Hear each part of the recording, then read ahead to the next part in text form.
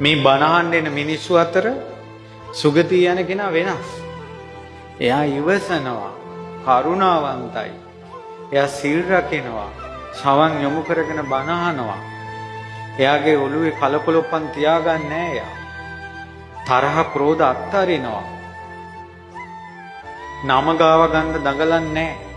තමාගේ ප්‍රතිරූපේ ගොඩනගා ගන්න දඟලන්නේ නැහැ.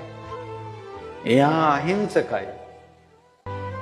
කෝටි 800 මහ පොළොවට ගෙන නියසිල යනු කීයක්ද කියලා ඔයාලගේ මොලෙන් ගණන් හදලා බලන්න. කී දෙනෙක්ද මරණයට පස්සේ දෙවියන් අතර යන්නේ කියලා.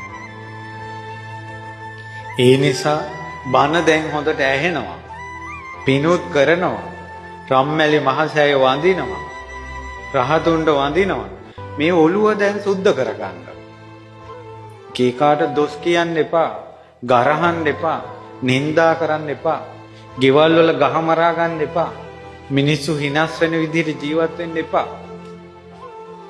දැන් බණක් අහලා මොකක් හරි ජීවිතේට සැනසෙල්ලක් එපෑය. ඒකයි පින්වතුනි